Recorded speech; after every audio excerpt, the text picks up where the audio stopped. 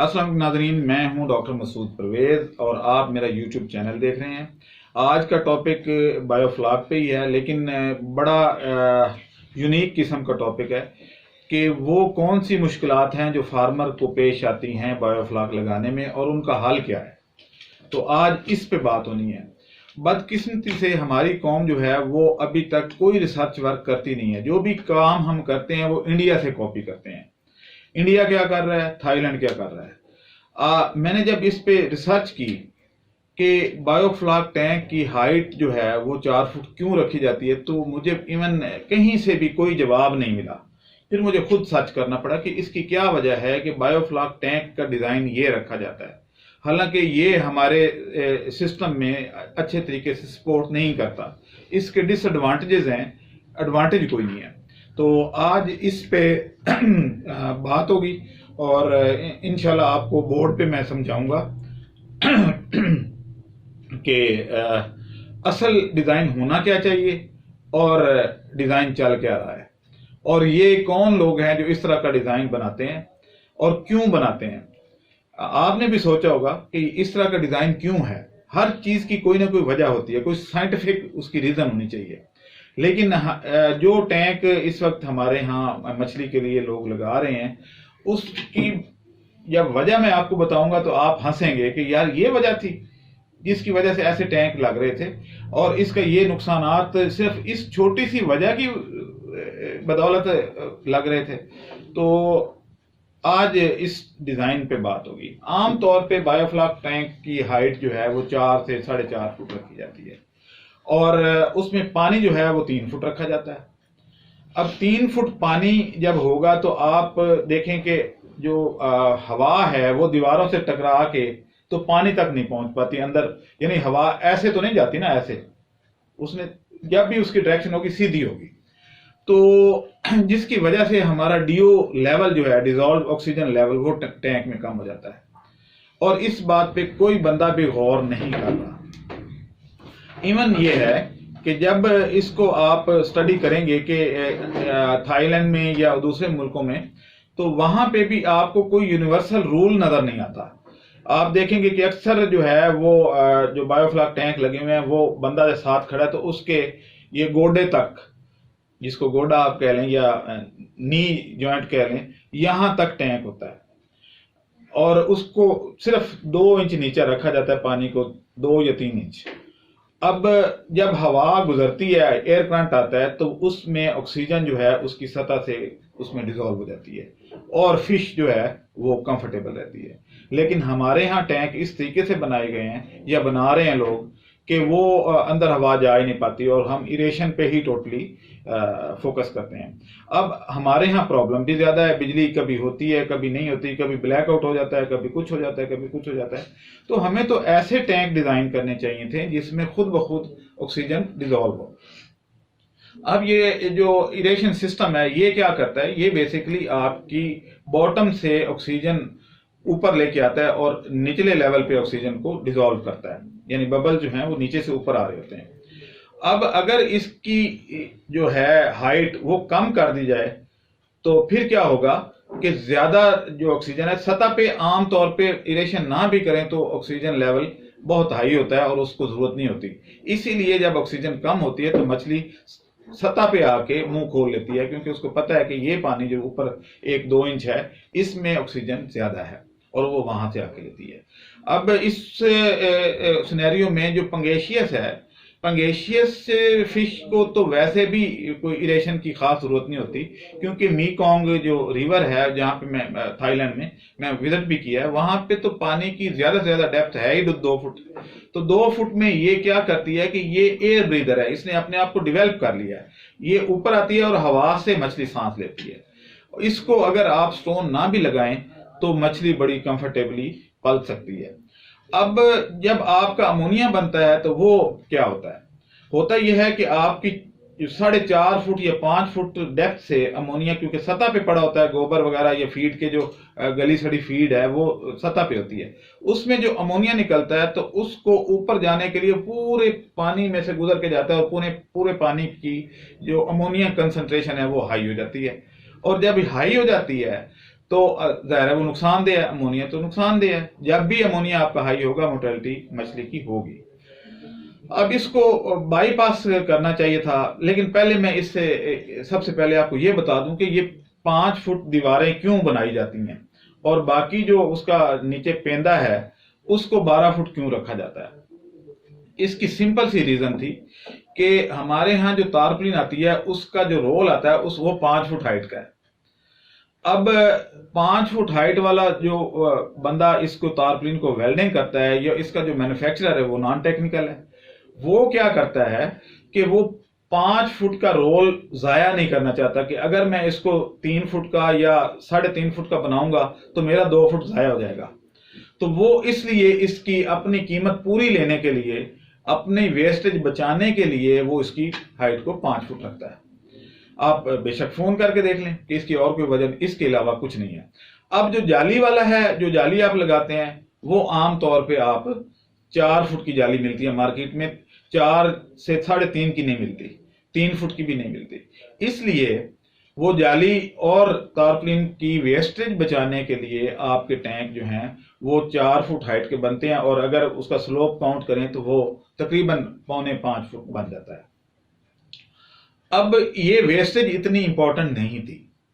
इस वेस्टेज को बचाने के लिए आप पूरी मछली दांव पे लगा देते हैं। इसलिए जब मैंने इसकी डीपली स्टडी की तो इसके अलावा और कोई रीजन समझ नहीं आई कि ये क्यों होता है। और मैंने उन सारे तारपुलिन मैन्युफैक्चरर से बात की। इवन मैंने इंडिया में भी जो लोग मेरे सब्सक्राइबर हैं और मेरे से कांटेक्ट में हैं ग्रुप्स में, मैंने उनसे भी बात की। तो उसकी वजह यही सामने आई कि सिवाय इसके कि जनाब ये तारपुलिन जाया ना हो और जाली को काटना ना पड़े, हम ये इतना रखते हैं और वो एक लो कॉस्ट तारपुलिन बन जाती है। लेकिन इससे अगर 2-3 हज़ार या 4 हज़ार ज्यादा बेशक हो जाए या 5 हज़ार ज्यादा कॉस्ट हो जाए, लेकिन आपको सिस्टम ऐसा डिवेलप करना चाहिए था कि जिससे ऑक्सीजन जो है वो खुद ब खुद उसमें पानी में डिजॉल्व हो। अब इस पे जो है जब मैंने फोकस किया तो मैंने अपने टैंकों का पहले इस पे एक इस्तेमाल किया और इसकी जो है वो वीडियो भी मैं इसमें दिखाऊंगा और अगर कोई पर्सनली मेरे से वीडियो लेना चाहे तो भी।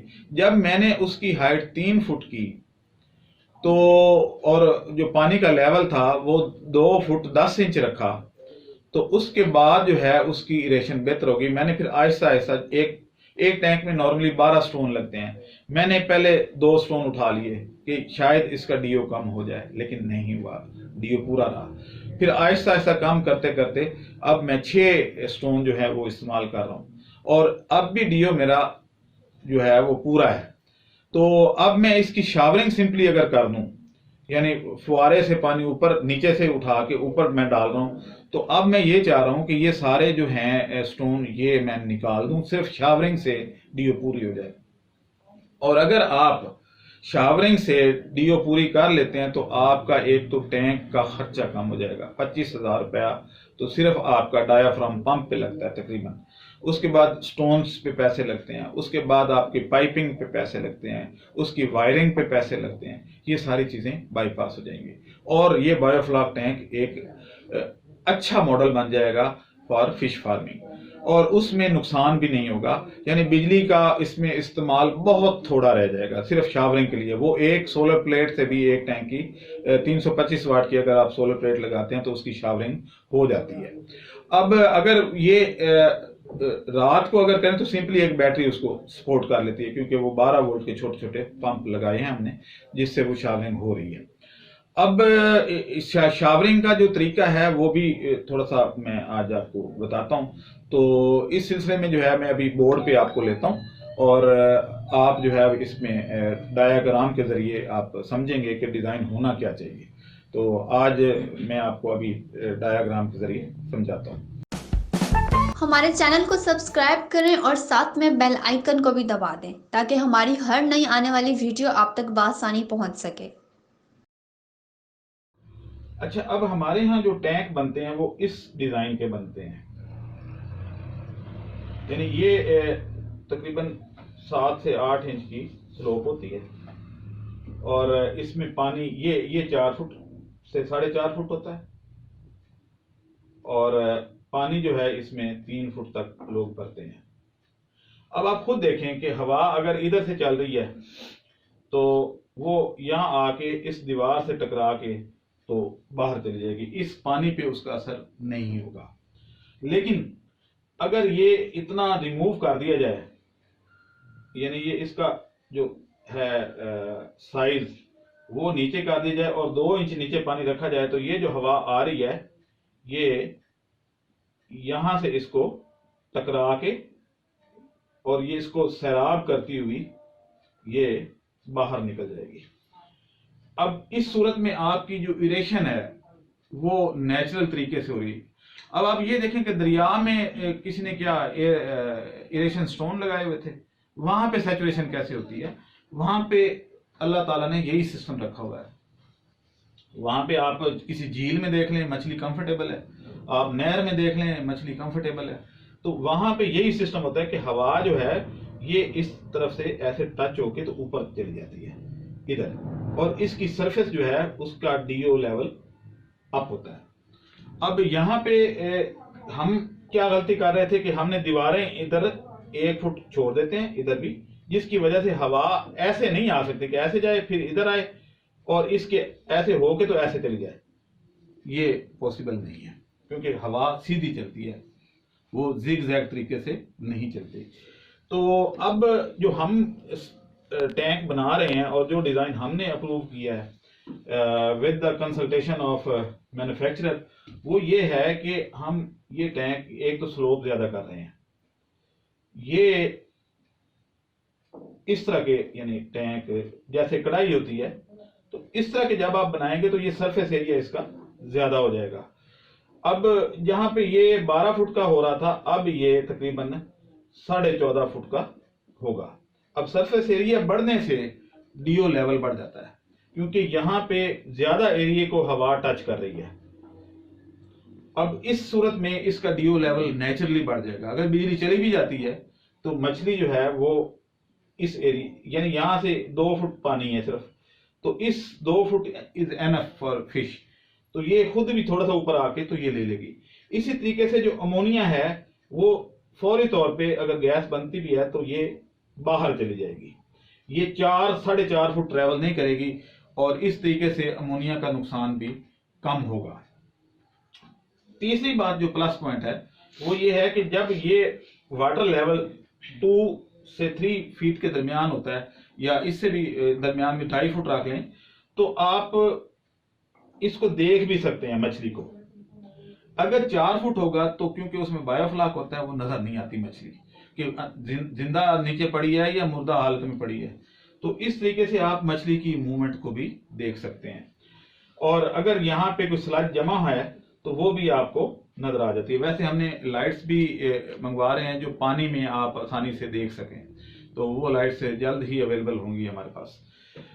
अब ये डिजाइन होना चाहिए। अब इसको हमने अप्रूव किया है कि ये हो, यानी यहां से आप 2.5 से 3 फुट रखें, सरफेस एरिया जो है वो 14.5 से 15 फुट रखें और इसमें पानी का लेवल 2 इंच सिर्फ नीचे रखें, तो इस तरीके से आपका डीयू लेवल अप हो जाता है और आपको पेश आने वाली सारी मुश्किलात जो हैं वो कम हो जाती हैं। अब इसमें एक और चीज भी है कि शावरिंग कैसे करनी है। तो शावरिंग का हमने जो सिस्टम डेवलप किया है जिसके बाद आपको एयर स्टोन्स और उसकी जो है जरूरत नहीं पड़ेगी, क्या कहते हैं ब्लोअर या डायाफ्राम पंप या LP100। अब आप ये देखें कि यहाँ पे आपका ये 2.5 फुट है, पानी आपने साफ करना है नीचे से। जो पंप आप लगाएंगे ये आप यहां से लेना है पानी, ये ताकि नीचे वाला पानी जो है जहां पे डीओ लेवल कम है उसको सैचुरेट किया जा सके, ना कि यहां से उठा लें। जो फुवारे लोग लगाते हैं उसका फायदा नहीं होता। उसकी वजह यह है कि वो सतह से पानी उठाता है और सतह पे ही फेंक देता है और इंटरनल डीपली जो डीप लेवल है वो उसमें ऑक्सीजन नहीं जा पाती। लेकिन आपने जो करना है वो ये करना है कि यहां से आपने पानी साफ करना है।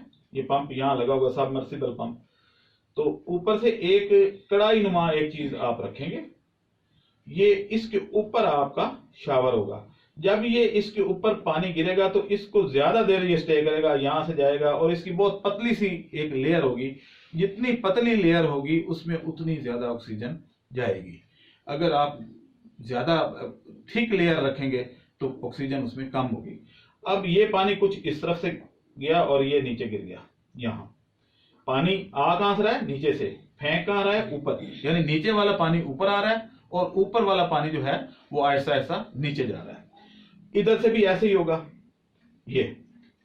और इस तरीके से आपका जो डीओ लेवल है वो बगैर स्टोन के, बगैर पंप के इसका पूरा रहेगा। और आपको क्या चाहिए? इसमें छोटे छोटे सबमर्सिबल पंप चाहिए जिनकी कॉस्ट भी बहुत कम है, और इस तरीके से आपकी जो फिशरीज है वो कंफर्टेबल भी हो जाएगी, ग्रोथ रेट भी तेज होगा। और ये जो एक कंसेप्ट होता है कि जी बहुत रिस्की काम है, तो ये रिस्क खत्म हो जाएगा। तो आज के लिए बस मैंने इतना ही समझाना था कि ये जो शावरिंग है ये अगर कर लें और इसका सिर्फ डिजाइन चेंज कर लें तो ये बहुत कामयाब कारोबार है। इंशाल्लाह अगले साल मैं उम्मीद कर रहा हूं कि ये कॉटेज इंडस्ट्री बन जाएगी, और उसके बाद ये हर घर में हर बंदा जो है प्रोटीन की रिक्वायरमेंट अपनी पूरी कर सकेगा, क्योंकि पोल्ट्री अब बहुत खसारे वाला काम हो गया है।